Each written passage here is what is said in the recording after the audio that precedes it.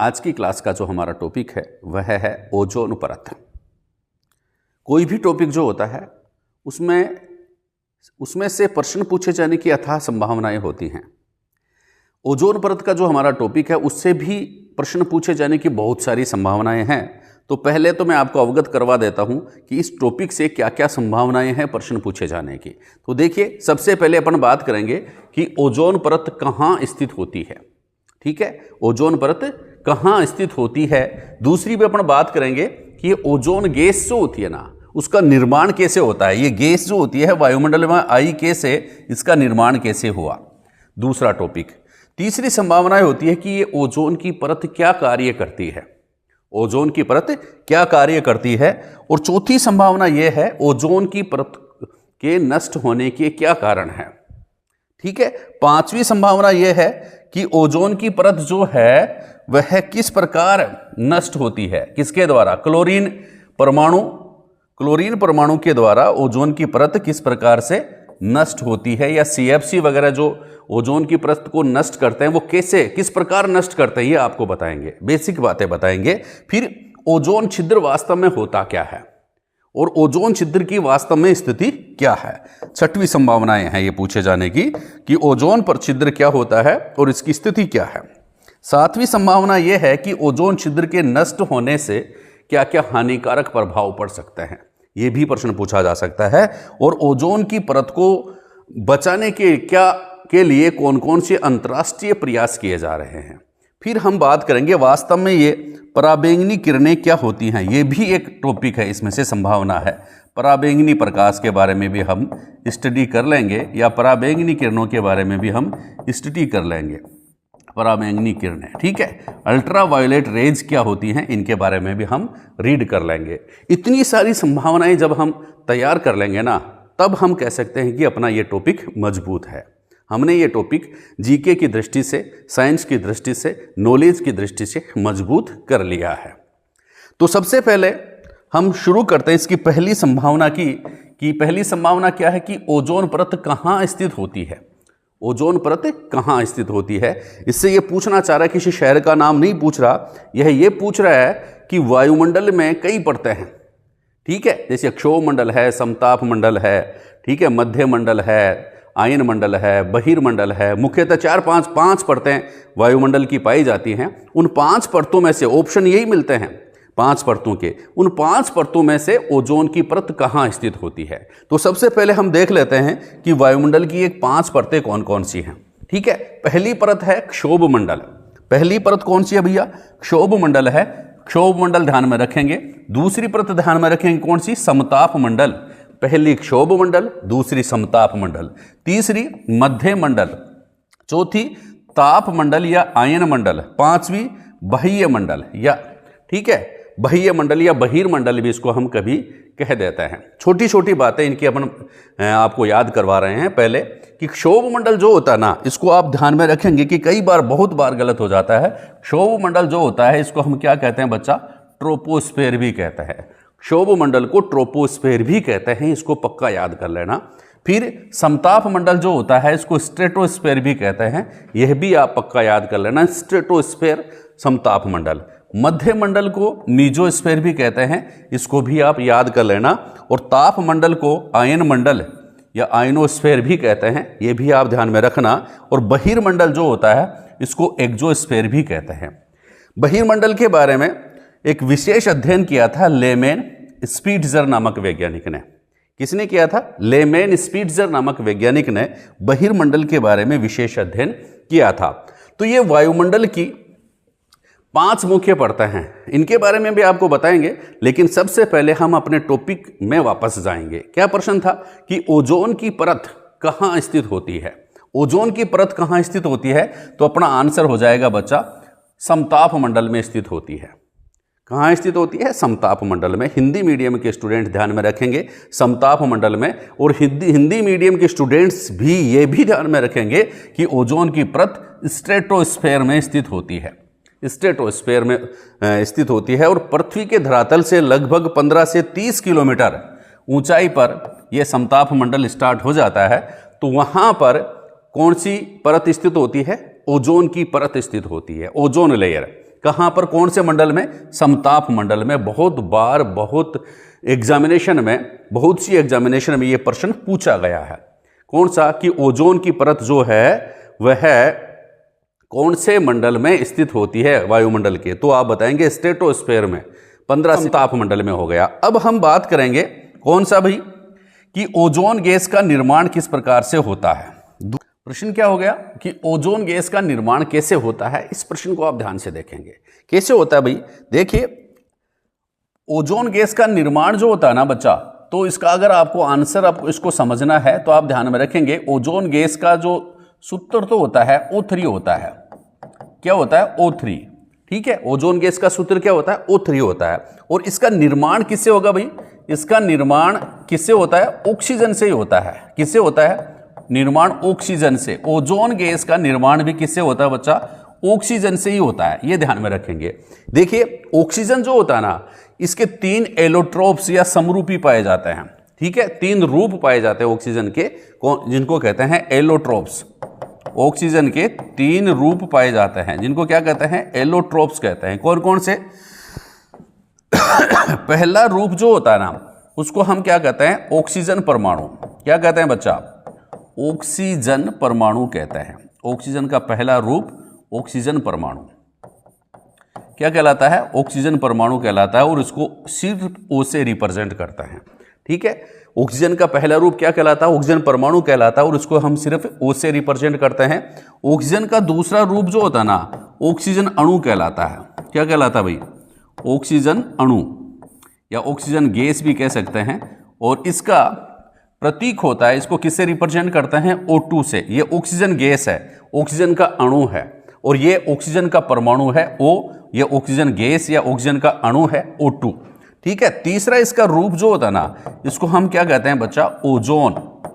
यानी कि ऑक्सीजन के 3 एलोट्रोप्स पाए जाते हैं, 3 रूप पाए जाते हैं। पहला ऑक्सीजन परमाणु, दूसरा ऑक्सीजन गैस और तीसरा ओजोन। ओजोन को किससे रिप्रेजेंट करते हैं? O3 से रिप्रेजेंट करते हैं। बात समझ में आ गई? ओजोन को किससे रिप्रेजेंट करेंगे? O3 से रिप्रेजेंट करेंगे। सूत्र क्या होता है? O3 होता है।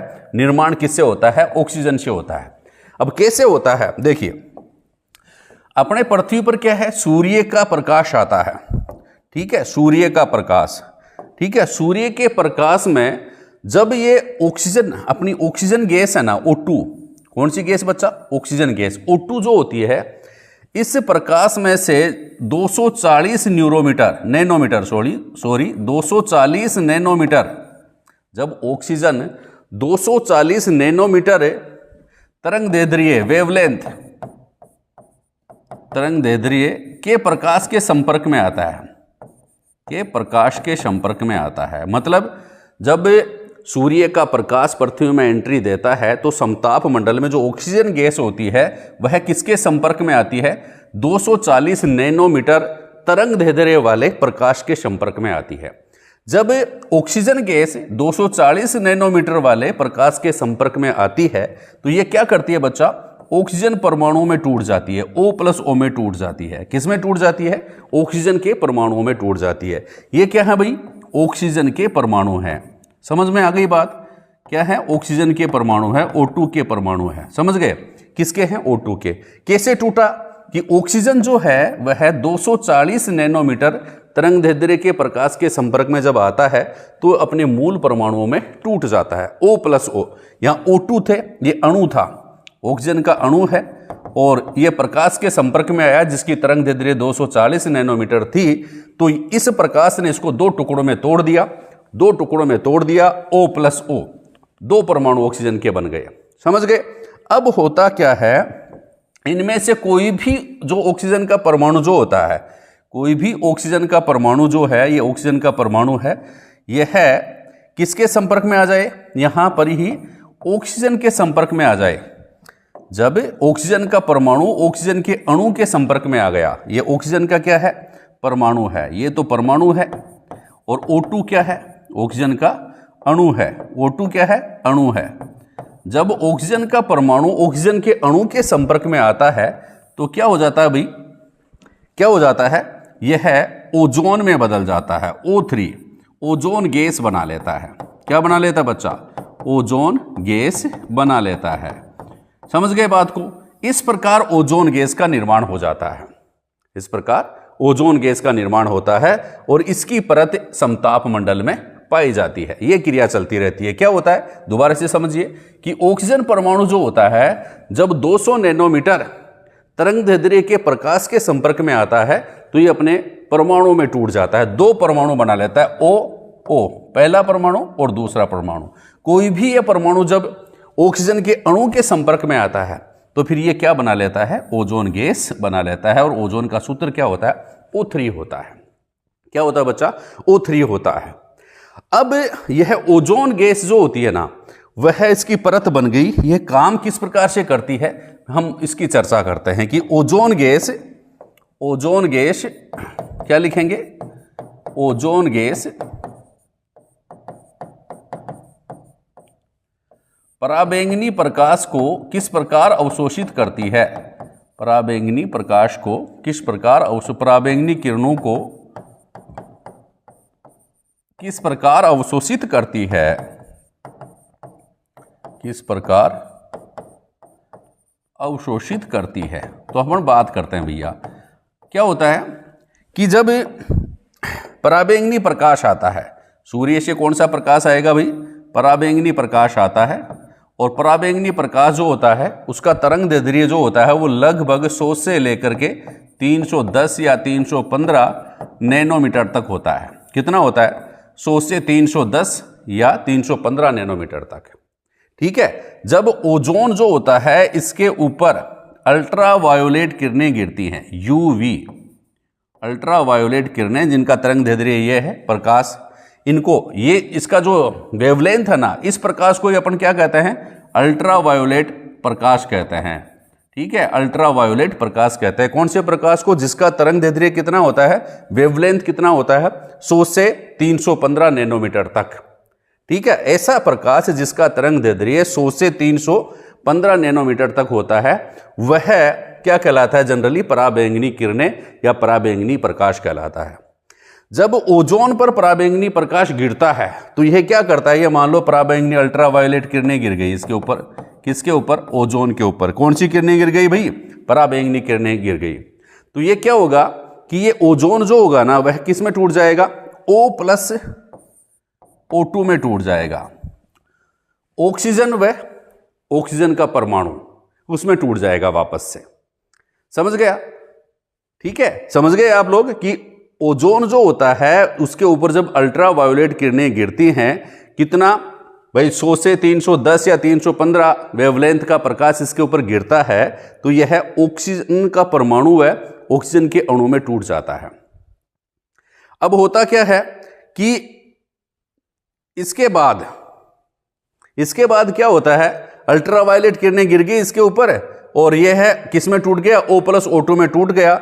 और यह वापस से फिर इस प्रकाश की उपस्थिति में ही ये टूटने के बाद ये किरणों को अवशोषित कर लिया, वापस से ये दोनों मिलकर के यानी कि O+O2 वापस मिलकर के क्या बना लेते हैं, ओजोन बना लेते हैं। क्या बना लेते हैं, ओजोन बना लेते हैं। ओजोन जो होता है उसके ऊपर जब अल्ट्रावायलेट किरणें गिरती हैं तो यह क्या करता है, ओजोन ऑक्सीजन का परमाणु व ऑक्सीजन का अणु बना लेता है, O+O2 में टूट जाता है। और ये O+O2 जो होता है ना वापस से मिलकर के किसका निर्माण कर लेते हैं, ओजोन का निर्माण कर लेते हैं। पराबैंगनी किरणों को भी अवशोषित कर लिया, इसका भी जोड़ तोड़ दिया यहां पर ही, और वापस से ही ये किस में बदल गए, ओजोन में भी बदल गए। ठीक है, इस प्रकार क्या करती है कि ये ओजोन गैस जो होती है पराबैंगनी किरणों को रोक लेती है।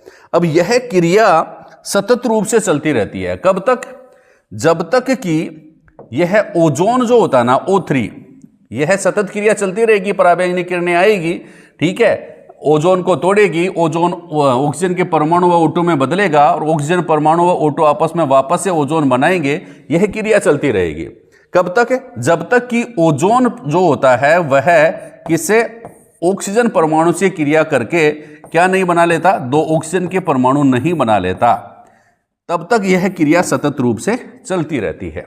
इस प्रकार ओजोन गैस जो होती है वह पराबैंगनी किरणों को क्या करती है, अवशोषित करती है और इनको पृथ्वी तक आने से रोकती है। समझ गए बात को, किस प्रकार से पृथ्वी पर सूर्य की किरणें आती हैं तो ओजोन क्या करता है, वह ऑक्सीजन परमाणु व ऑक्सीजन अणु में टूट जाता है, ये ऑक्सीजन परमाणु है, ऑक्सीजन अणु वापस से किस में बदल जाते हैं? ओजोन में बदल जाते हैं। ठीक है, अल्ट्रावायलेट किरणों को रोक लिया इन्होंने, अवशोषित कर लिया, जिससे ये टूट गया, टूटने के बाद फिर से जुड़ गया, फिर से ओजोन बना लिया। तो ये क्रिया चलती रहती है कब तक? जब तक कि ओजोन जो होता ना इस ऑक्सीजन परमाणु से नहीं जुड़ जाता। जब ओजोन ऑक्सीजन परमाणु से जुड़ जाएगा ना तो दो ऑक्सीजन के अणु बन जाएंगे, दो अणु ऑक्सीजन के, तब जाकर के ये क्रिया रुकती है, वरना नहीं रुकती, सतत रूप से चलती रहती है। और पृथ्वी के वातावरण को, ये पृथ्वी के जीवों को ये अल्ट्रावायलेट किरणों से यह बचाता रहता है। ठीक है बच्चा, क्लास अच्छी लगे तो चैनल को सब्सक्राइब जरूर करें। थैंक यू, धन्यवाद।